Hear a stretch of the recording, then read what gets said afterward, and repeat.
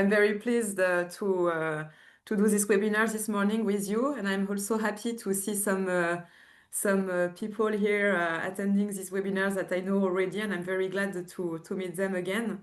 This morning we are going to talk about intragroup mobility specifically in the international mobility landscape. It is a small part of it, but I thought it would be a good idea because a lot of UK nationals are coming in France in this framework of intra-mobility transfer. So this will be the topic for this morning. Very classically, I will present the slides during, let's say, 40 minutes, 45 minutes. And at the end of this presentation, we will have time to share views about this together. I will answer your questions, and we could share some of our daily practice on this topic. To begin with, a short presentation of Majorelle Avocats. So who we are. Majorelle Avocats is part of a biggest firm called Majorelle Conseil. So we are all experts in employment law and human resources. So the firm is composed of lawyers and HR consultants helping companies to manage the human capital, globally speaking. So between Majorelle Conseil, we have 4 desks, as we say. Majorelle Avocats, the team of lawyers. We are a leading law firm in employment law and social security law in France, based in Paris and Nantes. We have also this specific desk of HR consultants who helps HR resources to implement their projects in the daily life. Also, we have this international desk called Majorelle Mobility, which I represent today. And finally, we have a small expertise in HR recruitment. So we recruit CEO, HR directors, and also financial directors for our clients. And we work sometimes together, sometimes in autonomy, depending on the topics. So myself, with my team, we launched an international desk 5 years ago. During the COVID period, it was very nice to launch this activity during a time where mobility was very constrained and difficult. So what we do, we have 4 main practice areas. The first one, international mobility. We call it also outbound mobility. So we organize the expatriation or the secondment of French workers abroad. We also do business immigration, which is more inbound mobility. So how to comply with all immigration rules for foreigners, the third country nationals, as we call them, when they come in France for work purposes. We also assist French contractors and foreign subcontractors or service providers during the posting of their workers to France, ensuring the duty of vigilance and social compliance. And more generally speaking, we assist foreign companies that are willing to develop their activities in France and to help them to be compliant with employment law and social security law mainly. So we are a boutique law firm. We are around 10 to 14 lawyers in the team. And we are glad today to present this webinar on intragroup mobility. So some introductory words to begin with. So international mobility, as we know, is a rapidly expanding phenomenon. First, particularly in the European Union, because the citizens benefit from the freedom of movement and work inside the European Union. But we have also increasing demands of third country nationals, so nationality outside the EU that want to work or to live or to study in Europe and especially in France. They are sometimes accompanied by their families, and it is very hard to navigate into all different national laws of European countries. and to comply with all employment, social security, or tax rules. It is a living matter because international mobility depends on current events such as France's political will, sanitary crisis as the COVID we had a few years ago. Brexit also changed the rules of international mobility between UK nationals and France. So it's really a matter that needs to be carefully watched every day. We are reading the newspaper and not only the new laws, but also the economic and political context helps us to anticipate the next challenges. And of course, for UK nationals, since Brexit, mobility is more complex. And our clients don't always have in mind the new rules, even if Brexit was a few years ago. So we need to explain again that now, for instance, immigration, the full scope of immigration rules in France applies to the UK national. So it's not easy to anticipate the moves of workers. And we see a rising number of short or medium-term assignments from UK workers to France. And of course, a lot in intra-mobility transfer. And we see also what we call the commuter model. Commuter model, it refers to frequent and regular trips between the two countries. Usually, the length of stay must be less than 90 days over a 180-day period. So it's really what we call a niche legal subject matter because we need to coordinate several rules. So sometimes also customs, a lot of different rules to be organized so that the mobility is working and so to enable the UK firm to expand their activities in France. To focus on intragroup mobility. Intragroup mobility is not defined by law. It refers, generally speaking, to the temporary or permanent transfer of an employee from one entity of a group to another entity of the same group. So in the case at stake this morning between UK and France. It differs obviously from international subcontracting. We call it also posting or international service provisions. Where an employer seconds an employee to a client company that does not belong to the same group. So it's not the same scheme. Last year, we made a webinar on this specific topic of international subcontracting. This morning, we wanted to focus on intragroup mobility mainly. In practice, we observe that the employees concerned are often executive, technical experts, managers. It can be also young professionals that are part of intragroup mobility program when they are going in France to be trained in the headquarters during 6 months and then they go back in their home country in the UK. And of course, it is a matter of high complexity because it's not only a legal subject matters, but also an operational subject matters. So with usually a lot of money involved in those projects. Before going into more details with employment law, social security, and immigration, I wanted to make sure that we are all speaking the same language and to recall the key notions of international mobility. So we have, in terms of labor law, when we are talking about secondment or sometimes posting, we think about an employee who works abroad temporarily and remains under the authority of the original employer. So in our case, a UK worker staying within the UK payroll and being seconded in France for a few months.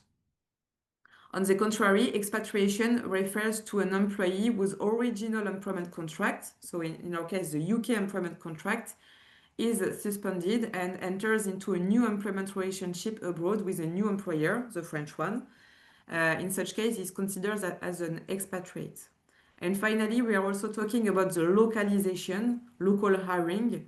It means that the UK employment contract is terminated, it does not exist anymore, and a new original French employment contract is signed in France. The same notions of secondment expatriation does not refer to exactly the same scenario when we talk about social security law, because of course otherwise it would be too easy and not very fun. So in terms of social security, expatriation is the principle, is the rule. It means that we pay the contribution where the worker is working effectively. So an expatriate is an employee who becomes affiliated with the social security system of the country in which the employment contract is performed.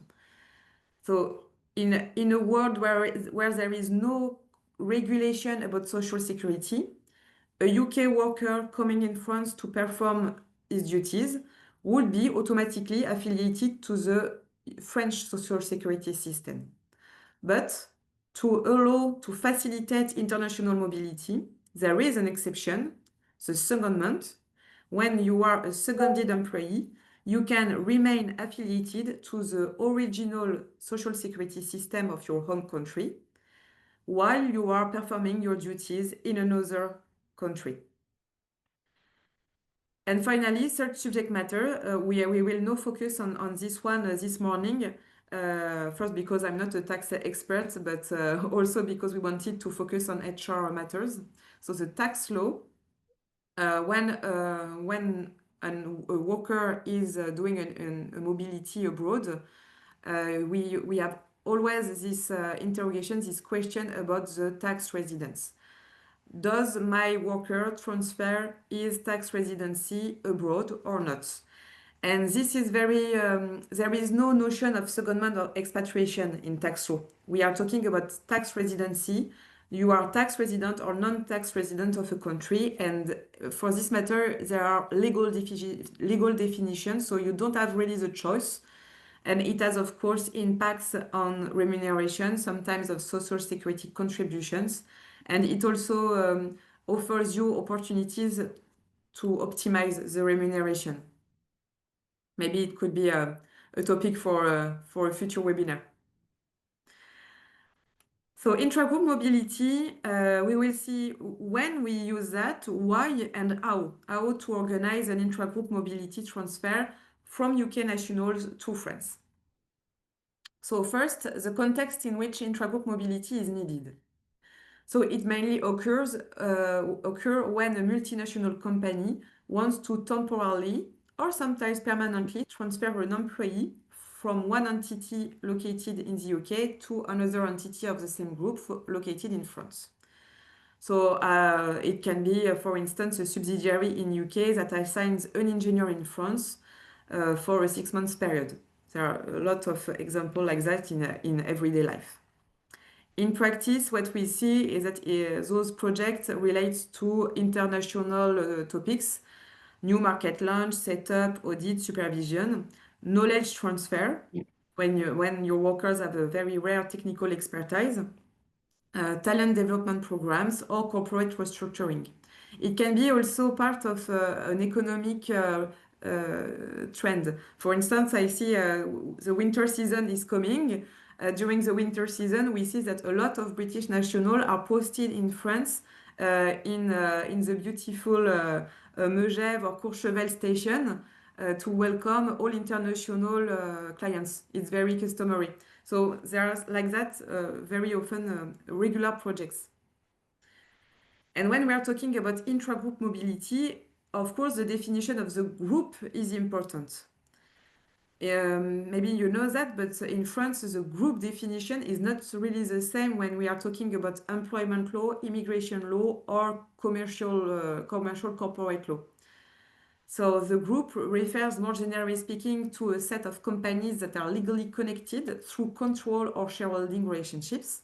So we have this relationship parent company subsidiaries. But we have also the case of the sister companies when two subsidiaries are owned by the same parent company. And we have also the case of branches or offices, entities without separate legal personality but linked to the parent. And it is within this legal perimeter that intragroup mobility is organized. In labor law and immigration law, at least for France, the definition of the group is very key because some legal systems provide specific frameworks for the transfer. For instance, in terms of immigration law, it will be not enough for companies to have a commercial partnership. It is not enough to be eligible to specific intra-group visas. We need to demonstrate, we need to show precisely the link of capital between the legal entities. Which is not always very easy when you have a very complex structure of the group, of an international group. Sometimes the parent company is very hard to recognize, and we need to show the link between all the sister companies or all the subsidiaries to explain that yes, we are within an international group as asked by the French Immigration Code. So how to organize the intragroup mobility of workers from UK to France? Basically, you have two options, and those two options correspond to two different needs or two different philosophies. We need to choose either the secondment or the localization, as we say, posting or hiring. So it refers to the key notions we saw during the introduction. So secondment, you can see that there is a specific definition of secondment in the French Labour Code, but also it refers directly to the European case law. The secondment worker refers to a worker who is for a limited period of time performing the work in the territory of a member state other than the state in which he normally works. And there are three conditions to organize the secondment. First of all, the supply of labor is a service provided for remuneration, for which the worker remains in the service of the supplying undertaking, without any employment contract being concluded with the user undertaking. So it means that there is no transfer of employment contract. The UK employment contracts remains alive. Second condition, the workers' movement to France is the very purpose of the service provided by the supplying undertaking. So it means that you cannot switch the secondment rules just hiring one people in the UK to directly post him in France. It does not work like that. You really demonstrate that there is a specific mission, a specific service performed for the French subsidiary. And the third condition, the worker performs the duties under the supervision and direction of the user undertaking. So those three conditions are essential if you want to choose the secondment scheme. Legal consequence of this choice: employment contract, the original contract with the UK company remains in force. Duration is usually limited, for instance, 6 months, 1 year, or 2 years, depending on legislation and agreements. And the reporting line remains with the UK employer. So this is your first option. You can say, okay, I second my workers, my UK workers in France in this specific secondment scheme. Or my need is a bit different. I know that the UK worker will remain in France for maybe 5 years. And in such case, it has more sense to maybe to localize him in France. In such case, either the British employment contract is suspended during the mobility. So we say it's a dormant employment contract, which can be reactivated at the end of the mobility.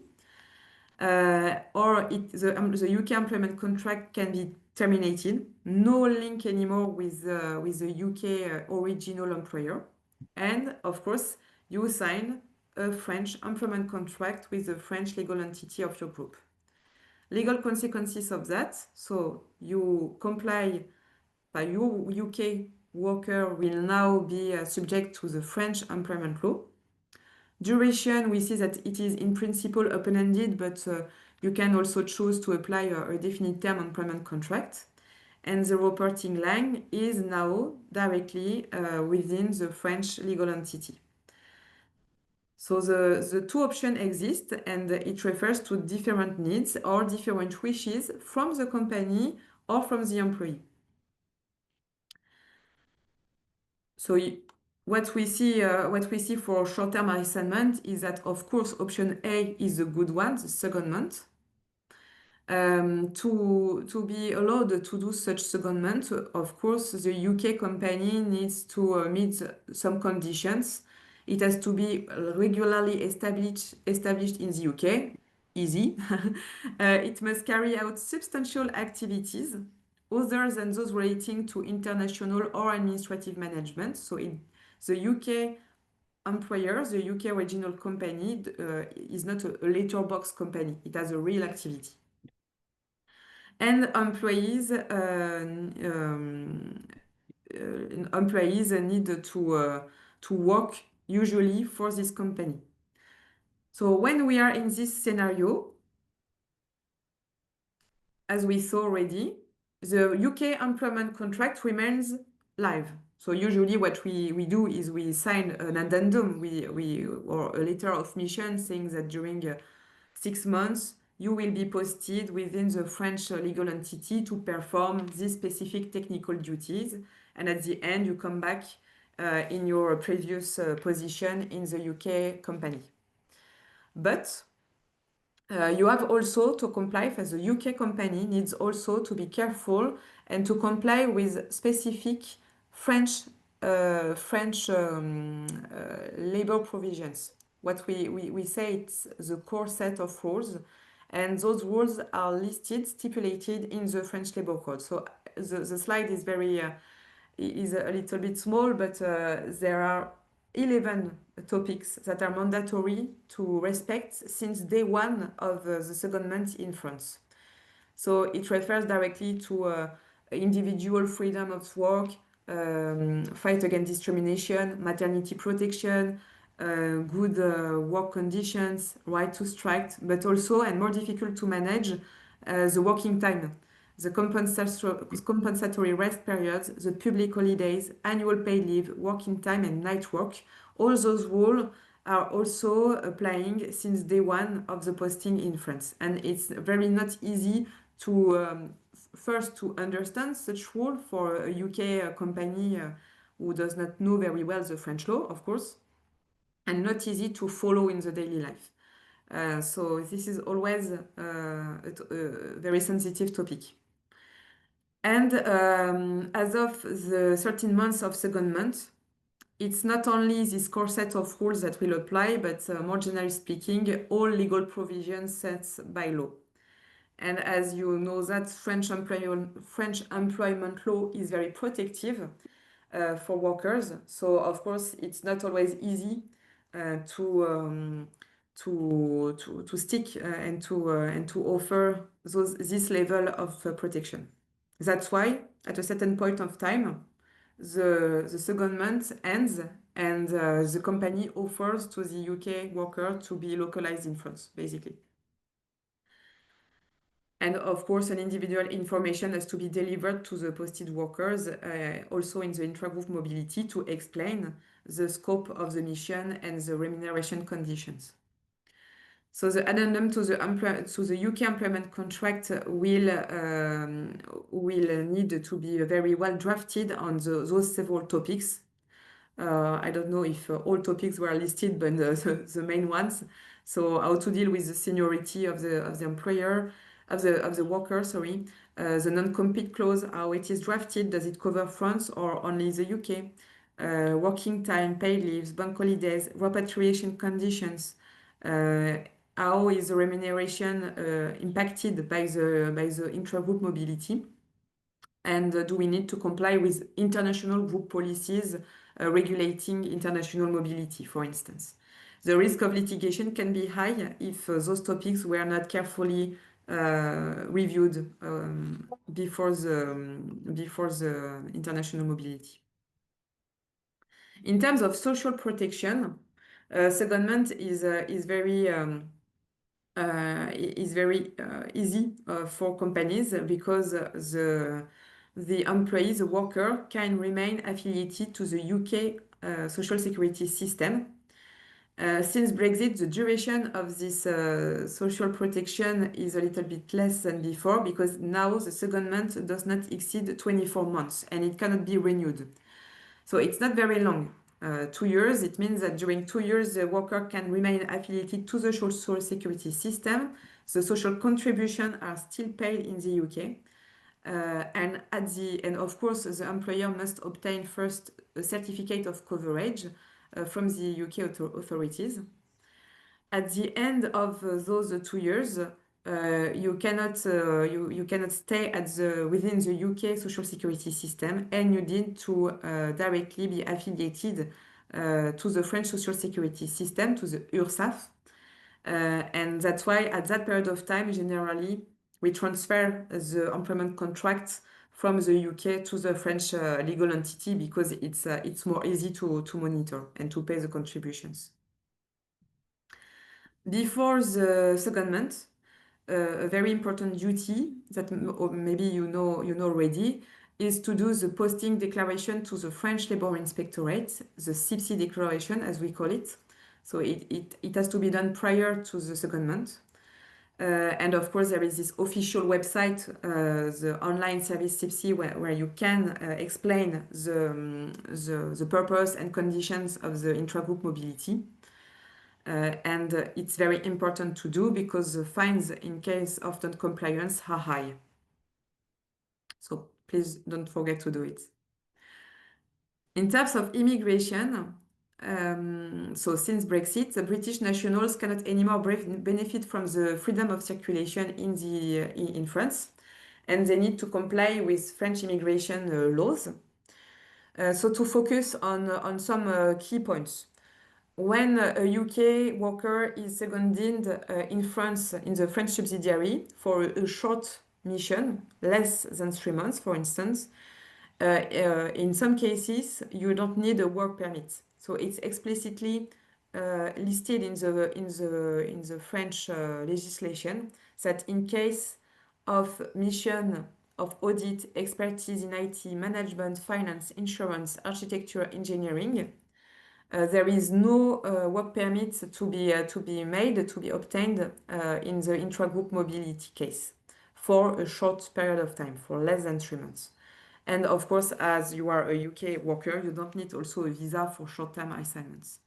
But be careful because in a few days, you will have the exit entry system that will come into force. I don't know if you know that system already. So the EES.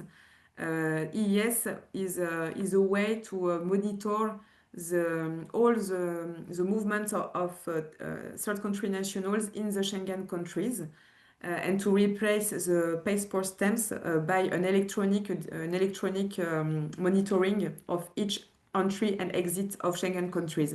So tomorrow, the calculation of the 90 days, the 3 months period, will be very important, not to be placed in a very uncomfortable and illegal position. The most used long stay visa when we are talking about intragroup mobility is the ICT status, so ICT long stay visa, intra-corporate transfer visa. It is delivered for maximum period of time of 3 years. And foreign workers can be eligible to this ICT long stay visa and then residence permit, of course, in France, if they can prove that they have been employed by the group of companies for at least 6 months. They need to prove also that they keep their original UK employment contracts while performing the senior management or expert functions in France. Of course, you need to show that there is an international group and that the remuneration paid is at least equal to the French legal and contractual minimum. So it's mainly for, as you see, people that are performing senior management expert functions in France during the secondment.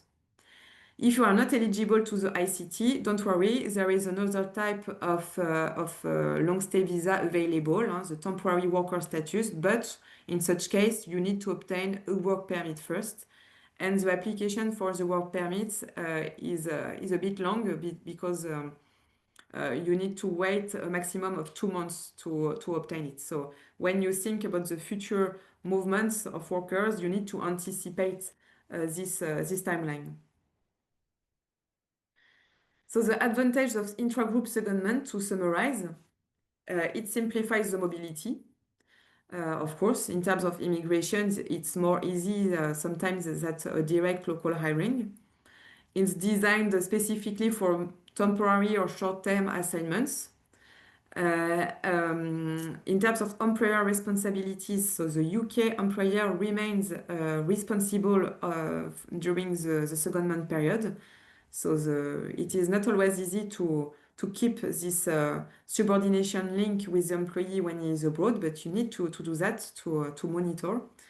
And in terms of social security benefits, well, it's also beneficial for the UK workers because they can remain to their original social security system.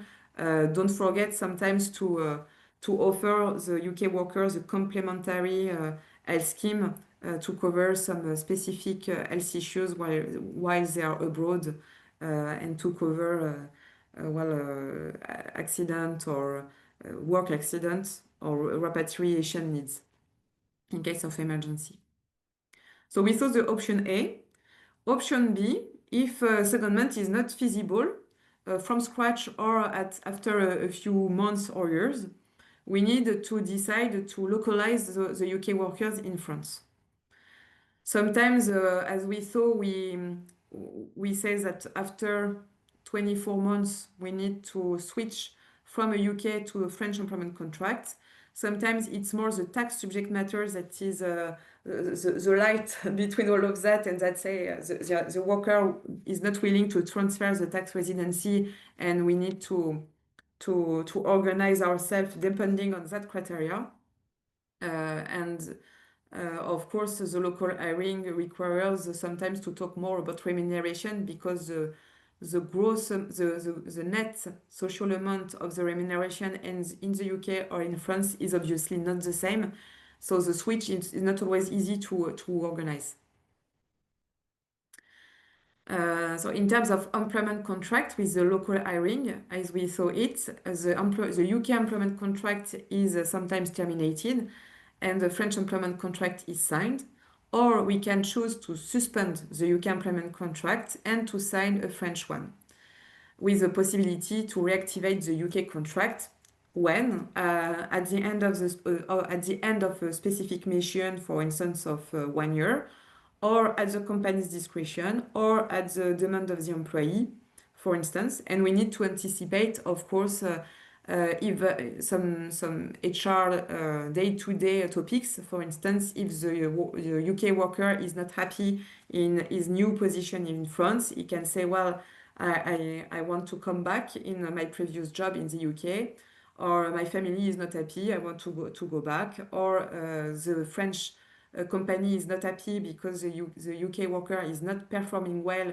or even act with a misconduct. So we need to monitor this HR topic in a day-to-day basis. And of course, you need to apply the French laws. And obviously, in an intragroup mobility, it's more easy to do because you have a legal entity in France, you have an HR directors in France, HR people who knows very well the French laws, and it's more easy to follow this topic.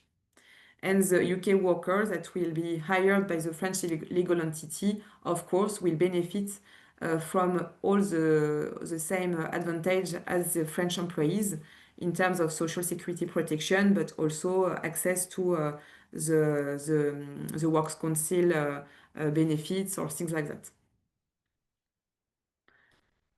Yes.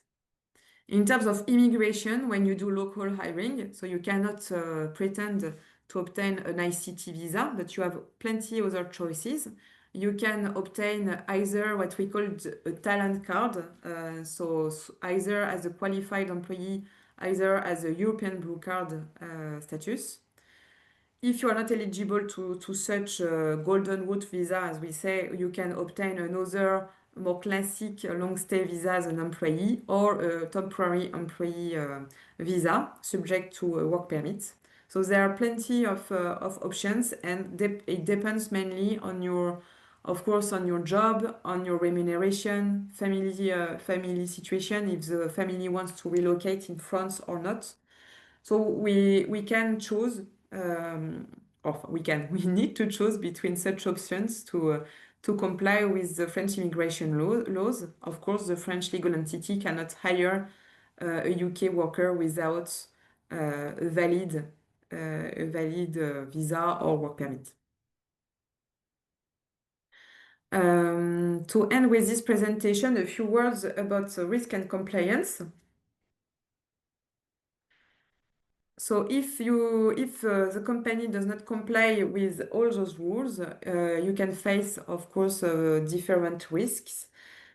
A criminal sentence or a criminal fine can be issued in case of conviction for illegal employment or fraud, posting fraud. A labor or individual litigation if the employee is not happy and challenge the way the intragroup mobility was organized, he can ask for a high amount of indemnities, either in France or in the UK. He can ask also to be to have his employment contract requalified in France. He can also ask some indemnities because the social security was not well organized and it was not protected, for instance, against some health issues. In terms of social security coverage, in case of failure to respect the posting, the secondment options, you can face an URSSAF control. So the French social organism in charge of collecting the social contributions will say, well, you needed to affiliate the UK workers in France. It was not possible anymore to remain under the UK social security system, and you need to pay a huge amount of French social contributions.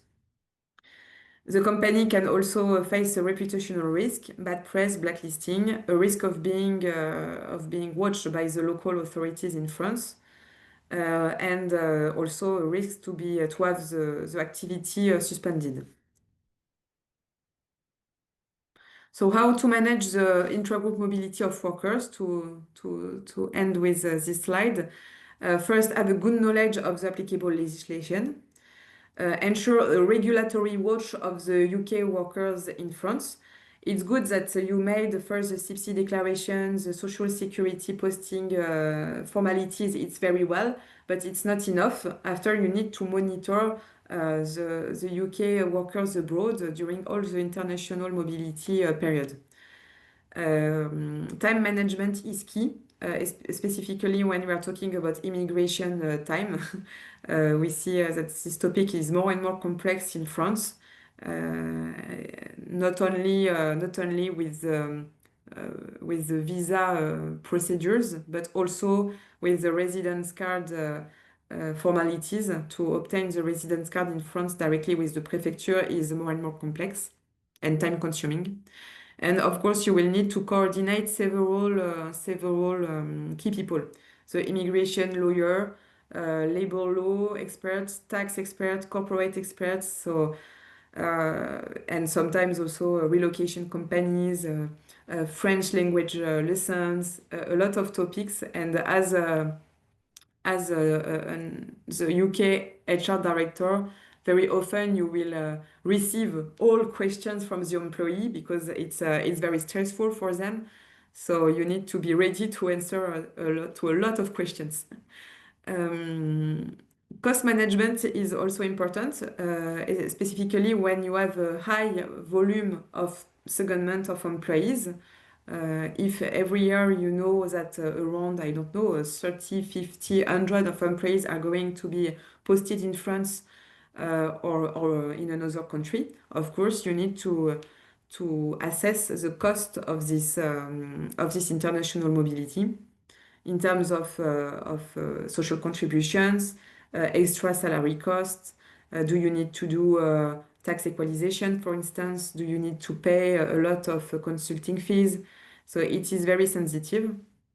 And finally, do not forget to coordinate the UK and the French subsidiaries and HR departments. It happens very often that the way the UK employment contract is drafted does not correspond to the reality of the work in France, for instance. We see that in the daily life. So don't forget to just to make the people talk together to align on very easy topics, but pay slips, benefit in kind, how the worker will be protected if he has some if he needs to be dressed with a specific equipment, for instance. Little details of the daily life like that are very important too.